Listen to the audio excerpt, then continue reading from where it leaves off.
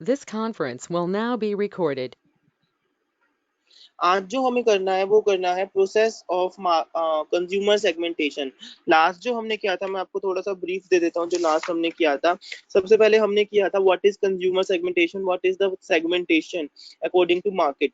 तो उसमें आता है कंज्यूमर सेगमेंटेशन। कंज्यूमर सेगमेंटेशन हमारा बेसिकली क्या होता है, जिसमें हम अपनी जो मेन मार्केट है, होमोजेनस मार्केट को सब मार्केट्स के अंदर डिवाइड कर देते हैं, छोटे छोटे टुकड़ों में बांट देते हैं according to the customers perceptions, needs, expectations.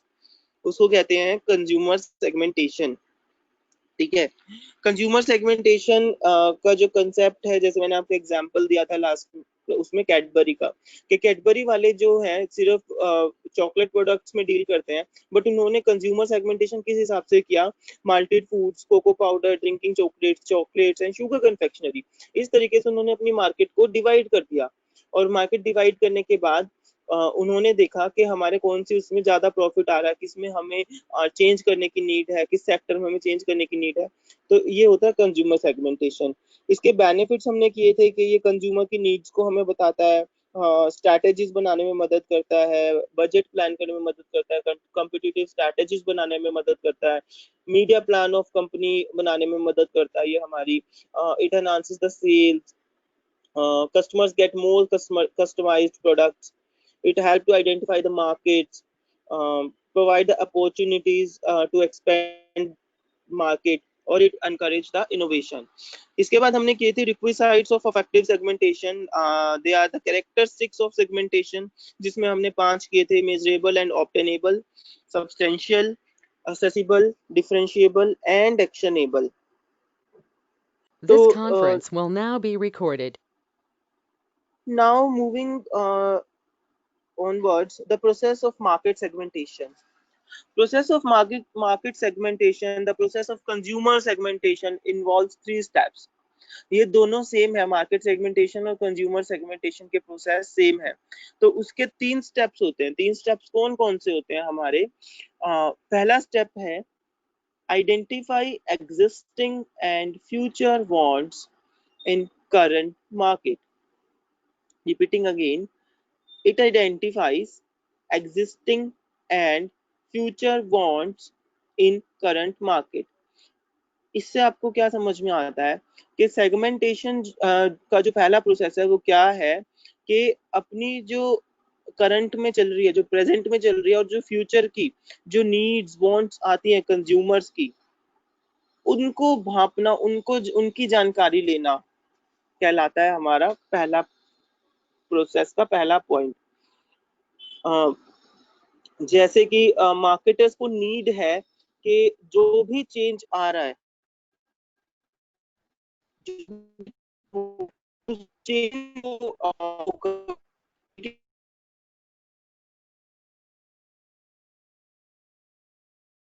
जो को वो करे।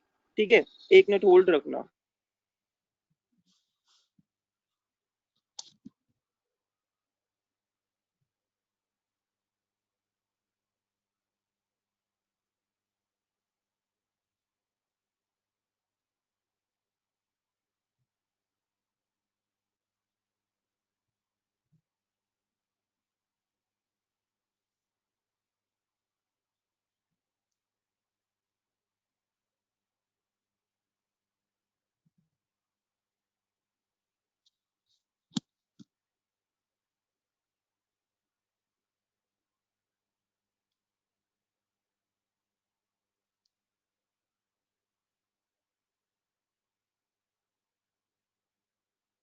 ठीक है, तो ये है हमारा पहला process, identify existing and future wants in current market. उसके लिए उसको कोई नई इनोवेशन करनी पड़ सकती है, अपने प्रोडक्ट को सेटिस्फाई करने के लिए कंज्यूमर तक उसको नया कोई आइडिया लगाना पड़ सकता है, टेक्नोलॉजिकल चेंज करना पड़ सकता है। ठीक है, जैसे कि अगर मैं आपको इसका एग्जांपल दूं, let me think, okay, let's take a example of Titan wrist watch. Titan wrist watch का अगर हम एग्जांपल लें, टाइटन जो है, टाइटन आपको पता है टाटा का ब्रांड है ना। टाटा ने क्या किया, टाटा ने अपनी मार्केट की सेगमेंटेशन कंज्यूमर के अकॉर्डिंग की हुई है। ठीक है। तो उसमें इनका एक टाटा वालों का एक ब्रांड है Titan, Titan wrist watch manufacture from Tata group.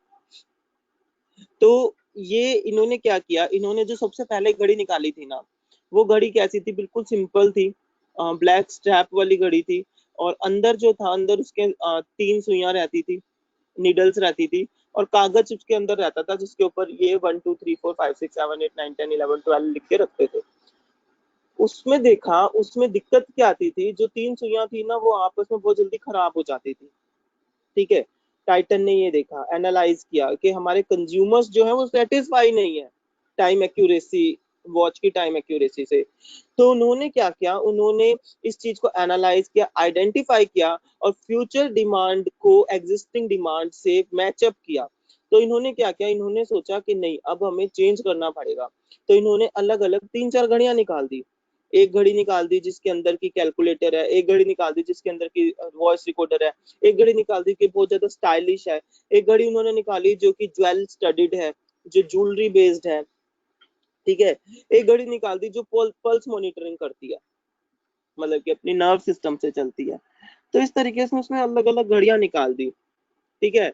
अपनी एग्जिस्टिंग और फ्यूचर वांट्स को देखते हुए करंट मार्केट की। तो ये है हमारा पहला process, identify existing and future wants in current market.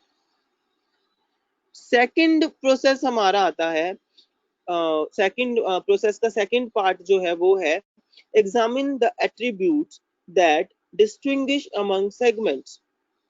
Examine the attributes that distinguish among segments. Guys, क्या मेरी आवाज ब्रेक हो रही है क्या अभी भी, और is it smooth going? Please tell me, someone messaged in a chat।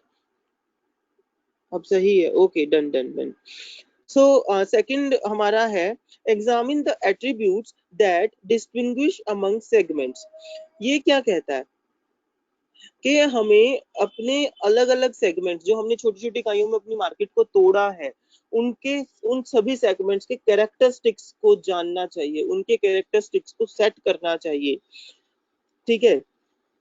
जिससे कि हम अपनी जो होमोजीनस कैटेगरी है उसको और स्ट्रॉन्ग कर सकते हैं।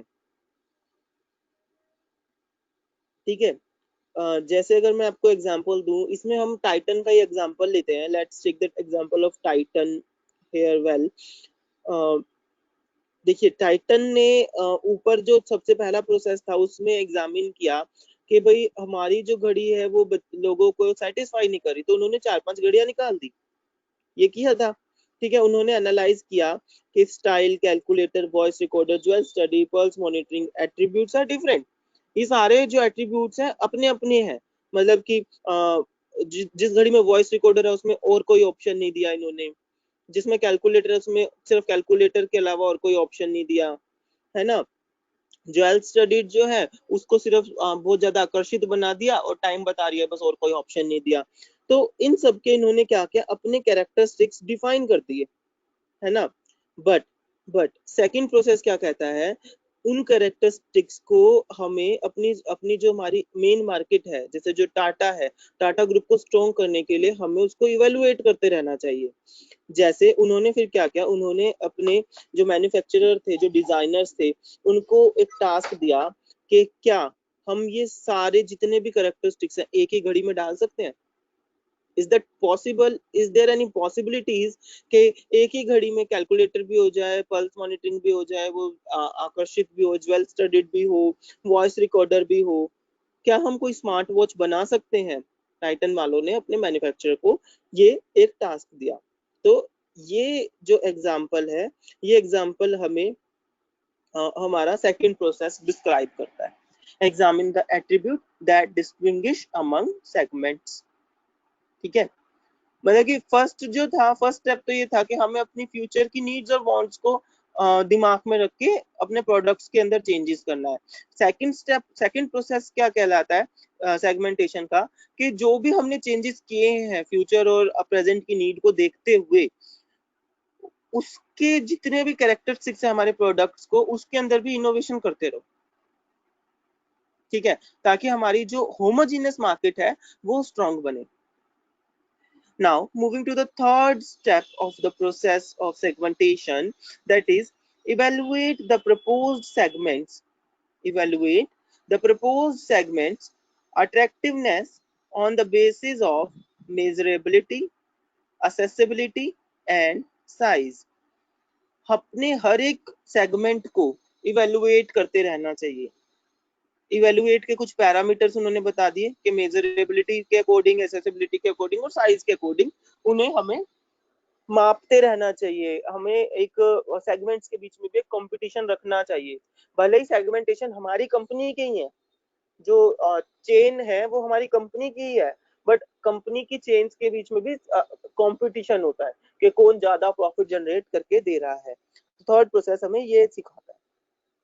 ठीक है, इसके लिए कंपनी क्या करती है, फर्दर फर्दर प्रोग्राम लॉन्च करती रहती है, नई नई टेक्निक्स, नई नई चीजें लॉन्च करती रहती है। तो ये था प्रोसेस ऑफ सेगमेंटेशन। तीन ही स्टेप है इसमें। पहला स्टेप है identify existing and future wants in current market. Second step है examine the attributes that distinguish among segments. Third है evaluate the proposed segment attractiveness on the basis of measurability, accessibility and the size. Process समझ में आ गया?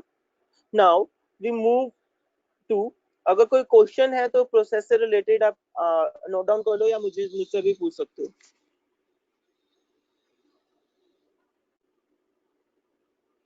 Okay, now we are moving to consumer market. Consumer market, consumer segmentation के क्या types हैं? इसके 4 types होते हैं। ठीक है, कंज्यूमर सेगमेंटेशन के 4 टाइप्स होते हैं। पहला है जियोग्राफिक सेगमेंटेशन, दूसरा है डेमोग्राफिक सेगमेंटेशन, तीसरा है बिहेवियर सेगमेंटेशन और चौथा है साइकोग्राफिक सेगमेंटेशन। 4 सेगमेंटेशन होते हैं इसके, geographic, demographic, behavioural and psychographic. ये चारों नाम से इंडिकेट कर रहे हैं कि किस किस तरीके से होते हैं। क्या आप में से कोई ट्राई करना चाहेगा? What is geographic segmentation?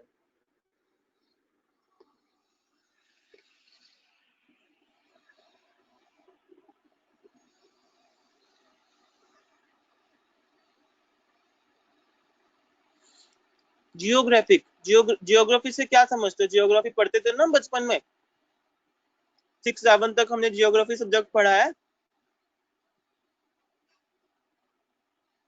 Social sciences के अंदर।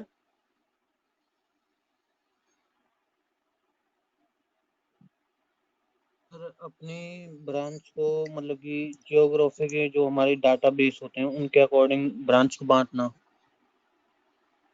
Very good, excellent. Geographic segmentation जो होती है ना, वो क्या होती है कि अपनी जो यूनिट है, जो market, dividing the market into different geographical units such as nation, state, region, city और नेबरहुड।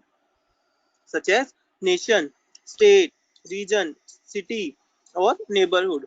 अपनी जो मार्केट है उसको बहुत ज्यादा जियोग्राफिकल लेवल पे फैला के रखना। ठीक है, जैसे जो बड़ी बड़ी ब्रांड्स है उनके आउटलेट्स जो हैं आपको इंडिया में मिलेंगे, फॉरेन में भी मिलेंगे, आपको हर एक जगह मिलेंगे वो आउटलेट्स देखने को। तो वो कहलाता है जियोग्राफिकल सेगमेंटेशन।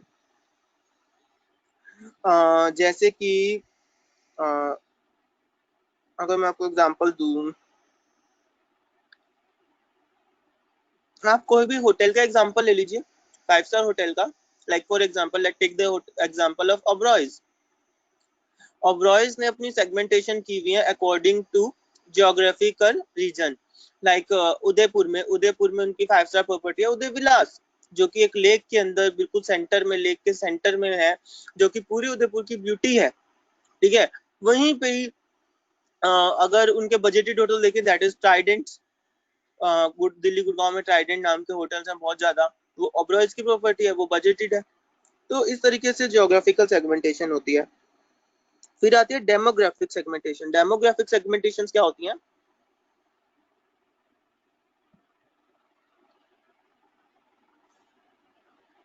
सर जब हम कोई भी बिजनेस लॉन्च करते हैं तो हम छोटी छोटी ब्रांचों में उसे मतलब कि जैसे एक साथ यदि हम खोलेंगे तो वह चालू नहीं हो पाएगा। लेकिन हम उसे यदि छोटी ब्रांच पे पहले वहां स्थापित करके लोगों को दिखाएं कि ये किस प्रकार काम करता है, तो इस प्रकार से डेमोग्राफी होती है।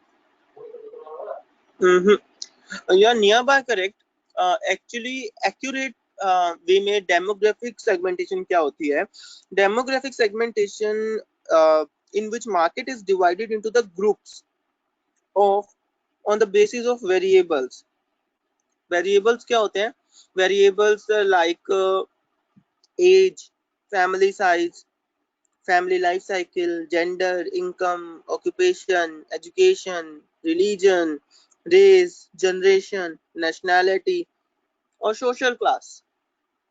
इस तरीके के जब हम अपने मार्केट को सेगमेंट करते हैं on the basis of variable, भाई हमने एज के हिसाब से कर दिया कि ये कपड़ा जो है ये तो बूढ़े पहनते हैं, this colour is for old peoples. तो हमने क्या कर दिया, अपनी मार्केट को वेरिएबल के अकॉर्डिंग सेगमेंट किया। हाई हील्स जवान लोग पहनते हैं, जवान लड़कियां पहनती हैं, बुजुर्ग लड़कियां नहीं पहन सकती। तो वेरिएबल ये सब होते हैं, age, family size, family life cycle, gender, income, occupation, education, religion, race, generation, nationality and social class. तो इसके अकॉर्डिंग भी हम अपनी जो है कंज्यूमर को सेगमेंट करते हैं। ठीक है, कंज्यूमर सेगमेंटेशन करते हैं। ठीक है ना। अगर आप इनको अलग अलग उससे अलग अलग भी पढ़ना चाहते हो तो अलग अलग भी पढ़ सकते हो सेकंड वाले पॉइंट को, डेमोग्राफिक। जैसे कि इसमें अगर आप 3 तरीकों से इसको पढ़ सकते हो। Age and life cycle stage. Age and life cycle stage, जैसे कि आपको पता है कि हमारी लाइफ साइकिल स्टेज क्या होती है। पहले हम बच्चे होते हैं, children, then young, then adult, then old. तो ये 4 तरीकों से हमारी लाइफ साइकिल की स्टेज है, children, young, adult and old. तो इसके हिसाब से, एज ग्रुप के हिसाब से हम डिफरेंट डिफरेंट प्रोडक्ट प्रोड्यूस करते हैं, है ना। जैसे कि रेडीमेड गारमेंट्स हो गए, ये सब जो है। तो ये है हमारा age and life cycle stage. ठीक है। जैसे कि फॉर एग्जांपल टूथपेस्ट का एग्जांपल लो। इसमें टूथपेस्ट में क्या हुआ, पहले सिर्फ हमारे पास दंत मंजन हुआ करते थे, लेकिन जैसे जैसे सेगमेंटेशंस बढ़ती चली गई, मार्केट सेगमेंट की सेगमेंटेशन की ओर जाने लगी, कंज्यूमर सेगमेंटेशन होने लगा, तो पेप्सोडेंट वालों ने क्या किया, मैक्स फ्रेश, बच्चों के लिए पेप्सोडेंट किड्स, है ना, जिसपे कि कार्टून वगैरह छपे होते हैं। प्रोडक्ट सेम है, अंदर कुछ फर्क नहीं है। आपके बुजुर्गों के लिए मसूड़ों में दर्द रहता है या कोई और परेशानी है तो उनके लिए अलग। तो कोलगेट टूथपेस्ट कंपनी ने क्या किया, ऐसे अपनी सेगमेंट्स को तोड़ दिया अकॉर्डिंग टू एज। ठीक है। तो that is age and life cycle stage. Second है जेंडर। जेंडर के बेसिस पे भी हम क्या करते हैं, सेगमेंटेशन करते हैं। जेंडर के बेसिस पे जैसे कि clothing, hair style, cosmetics, magazines, ये सब क्या है, ये जेंडर बेस्ड सेगमेंट्स हैं, है ना। लाइक हेयर स्टाइल है, अगर आप बेसिकली इन इंडिया आज भी ये है कि बड़े बाल यूजुअली लड़कियां रखती हैं, बॉयज नहीं रख सकते। बॉयज रखते हैं तो उसका स्टाइल ऐसा होना चाहिए, मतलब कि ऐसा नहीं होना चाहिए। या फिर क्लोथिंग है, क्लोथिंग में girls can wear sari, boys can wear kurta pyjama, girls can wear suit salwar, boys can wear pant shirt. तो ये हमने क्या किया, जेंडर के बेसिस पे जेंडर सेगमेंटेशन कर दी। ठीक है। जैसे कि अगर मैं आपको इसका एग्जांपल दूं, let take the example of Emami. Emami सुना आपने? इमामी कॉस्मेटिक बहुत पुराना ब्रांड है, जिसके पाउडर, टैल्कम पाउडर और फेस क्रीम्स वगैरह आती थी। ठीक है। तो इमामी वालों ने सबसे पहले क्या किया, अपने बिजनेस को सेगमेंट किया जेंडर के बेसिस पे। फॉर वुमेन्स उन्होंने इमामी नेचुरल फेयर करके क्रीम लॉन्च की थी, अगर आपको याद हो तो वो आज भी है मार्केट में अवेलेबल। इमामी नेचुरल फेयर करके क्रीम लॉन्च की। और फॉर मैन उन्होंने क्रीम लॉन्च की इमामी हैंडसम्स। ठीक है। प्रोडक्ट सेम है दोनों के अंदर ही, बस थोड़ा सा कलर चेंज कर दिया, थोड़ी सी उसकी एडवर्टीजमेंट चेंज कर दी, और लो जी हो गई सेगमेंटेशन तैयार।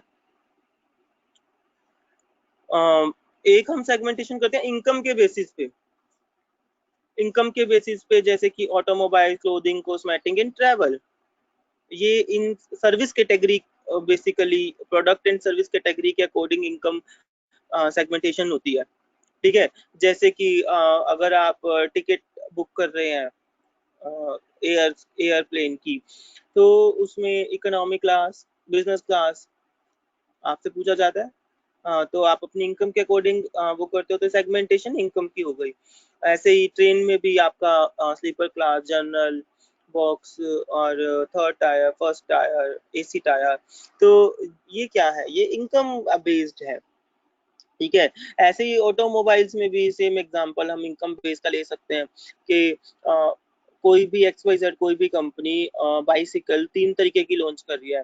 एक बिल्कुल नॉर्मल जो सस्ती रेट की है, एक थोड़ी सी उससे हाई क्वालिटी जो थोड़ी महंगी है, और एक बिल्कुल ही जो टेक्नोलॉजिकली अडॉप्टेड है और जिसके अंदर बटन्स वगैरह भी हैं, हमें पैडल भी मारने की जरूरत नहीं रहेगी, तो उसका रेट अलग मिलेगा।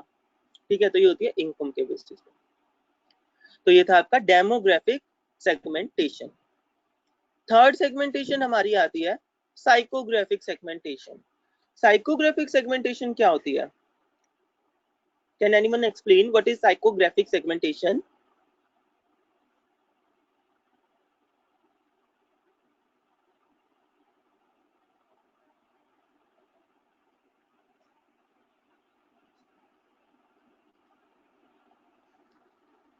Would anyone like to try psychographic segmentation? Okay.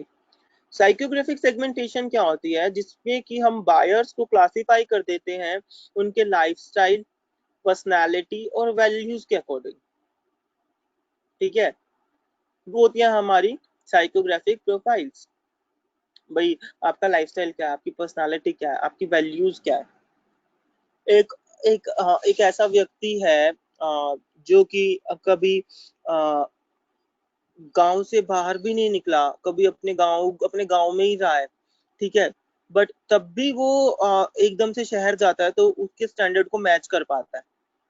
ठीक है, क्योंकि उसको वैल्यूज, उसके घर का जो प्रोसेस है रहने का, स्टैंडर्ड वो उस तरीके का उसे मिला।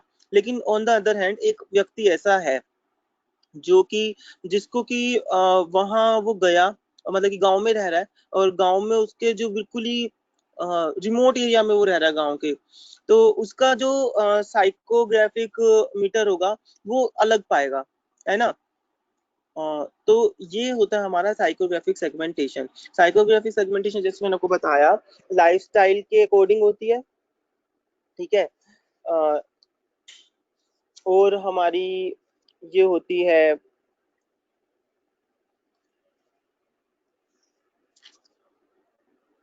पर्सनालिटी के अकॉर्डिंग, और ये हमारी होती है सोशल क्लास के अकॉर्डिंग। ठीक है, लास्ट सेगमेंटेशन हमारी आती है बिहेवियरल सेगमेंटेशन, और इसको दूसरा नाम दिया गया है consumer response segmentation. Behaviour segmentation क्या होती है? जैसे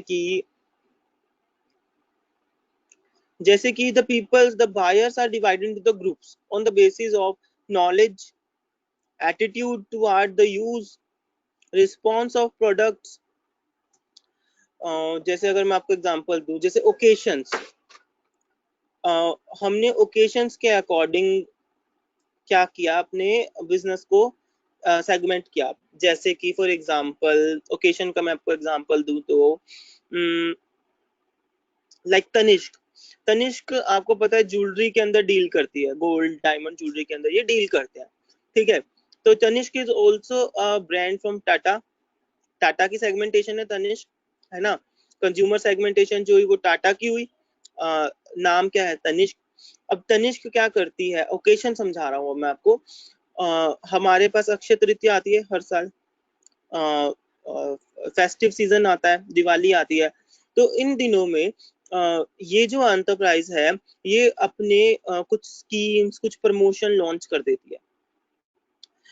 लाइक ऐसे लिख के Akshaya Tritiya, auspicious day to purchase jewelry, get 30% discount on making charges.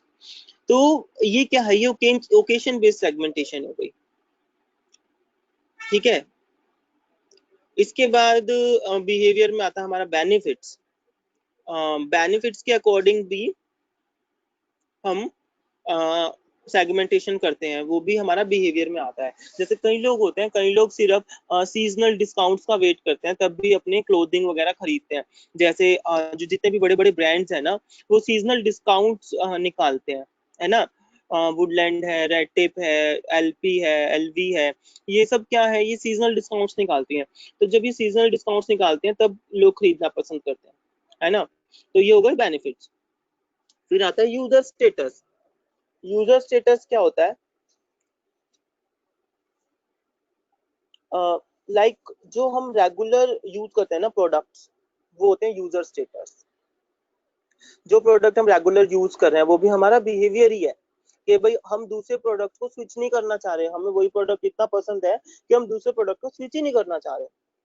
ये भी हमारा कंज्यूमर बिहेवियर में आता है, ठीक है। और तो ये था हमारा पूरा सेगमेंटेशन। हमने आज किया process of segmentation and types of segmentation. Process of segmentation involves 3 step: identify the existing and future wants in the current market, examine the attributes to distinguish among the segments, evaluate the proposed segments attractiveness on the basis of measurability, accessibility and size.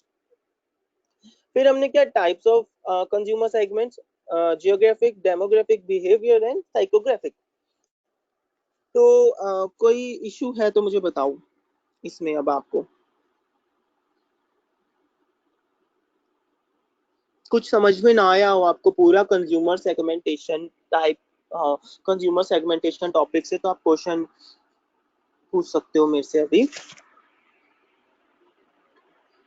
Psychographic एक बार repeat करना। Okay, psychographic हम repeat करते हैं।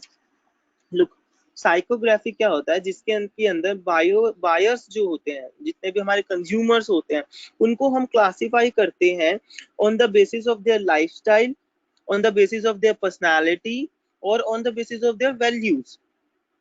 Lifestyle, standard of living, personality और values के according हम अपनी market की सेगमेंट करते हैं, ठीक है, कंज्यूमर की सेगमेंट करते हैं, ठीक है ना। तो वो कहलाता है psychographic segmentation.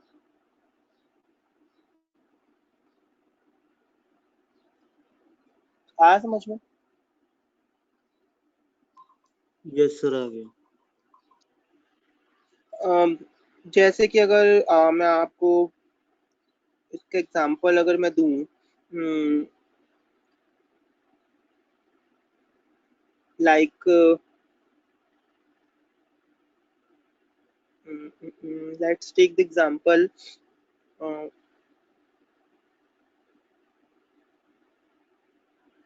like let's take the example of skilling, ठीक है। अब जो स्किल है, स्किल देखिए, लिटरेट पीपल के पास भी होती है, इलिटरेट पीपल के पास भी होती है। स्किल एक ऐसी चीज है, ठीक है, इसके लिए हमें एजुकेशन की इतनी नीड नहीं रहती। हाँ, एक स्टेप पे हमें एजुकेशन चाहिए होती है उस स्किल को बढ़ाने के लिए, बट स्किल जो है हमारी अंदरूनी चीज है, जिसको कि हम गॉड गिफ्ट भी बोल देते हैं कई बारी, ठीक है ना, कि इसके पास हुनर है। तो वो अनपढ़ लोग के पास भी है और पढ़े लिखे लोग के पास भी है, ठीक है। तो ये क्या हो गया, ये पर्सनालिटी हो गई, है ना, वैल्यूज हो गई उस बंदे की, ठीक है। मतलब कि ये क्या हो गया, उसकी साइकोग्राफिक सेगमेंटेशन हो गई कि भाई हम किसी बंदे को इस तरीके से ले सकते हैं कि इसके ये तो मल्टी टैलेंटेड है, अनपढ़ होते हुए भी ये तो मल्टी टैलेंटेड है ना। ये बहुत ज्यादा परिश्रम कर सकता है, ये बहुत ज्यादा परिश्रम कर सकता है। क्यों? क्योंकि ये ग्रामीण क्षेत्र से बिलोंग करता है, ग्रामीण क्षेत्र का रहने वाला है, और ग्रामीण क्षेत्र के जो लोग हैं वो बहुत ज्यादा परिश्रम करना जानते हैं, शहरी लोग इतना परिश्रम नहीं कर सकते। तो ये क्या हो गया, हमने पर्सनालिटी ट्रेड्स और उनकी वैल्यूज और उनके स्टैंडर्ड ऑफ लिविंग के अकॉर्डिंग हमने क्या किया, सेगमेंटेशन करना शुरू किया, है ना। तो ये होती है हमारी साइकोग्राफिक सेगमेंटेशन। यस। ओके, तो ठीक है, तो यहाँ आपका ये टॉपिक पूरा होता है। ठीक है, अच्छा अब मैं आपसे ना एक दो क्वेश्चन पूछता हूँ, उसके आपको आंसर करने हैं related to this topic. Segmentation encourages innovation, true or false? Segmentation encourage innovation. Sir true है, ये इंकरेज करती है, मतलब उसको बढ़ावा देती है। Very good, it is true. Very good. Future wants of customer should be analyzed before identifying the segments.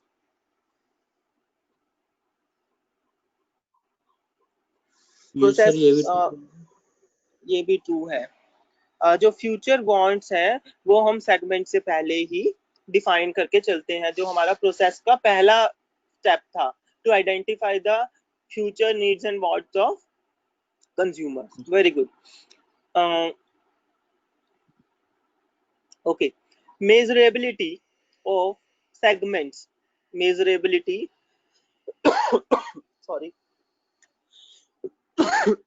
Sorry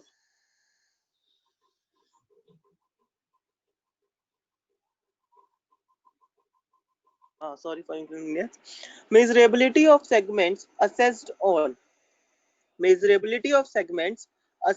on size, profitability, required resources, or all of the above. Size, profitability, required resources, and all of the above. Measurability of segments.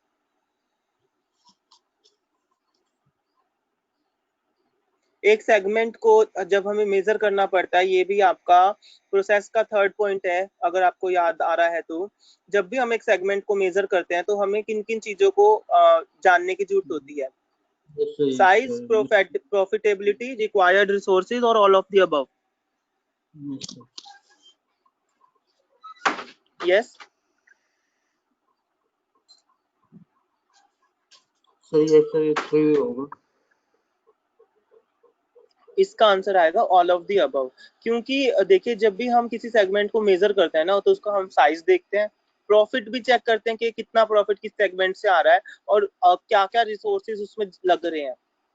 ठीक है, तो हम सब कुछ इसमें check करते हैं। तो ये है हमारा measurability of segments is assessed on size, profitability and required resources. ठीक है, dash is the process of dividing a potential market into distinct sub-market of consumer with common needs and characteristics. Dash is the process of dividing a main market into sub-markets of consumers with their common needs and characteristics. Consumer segmentation होगा sir. Very good, excellent. Consumer segmentation is the process of dividing a main market into sub-markets according to consumers' needs and characteristics. Excellent, Ramkumar. तो ये था हमारा topic consumer segmentation. Hope you all are clear about it.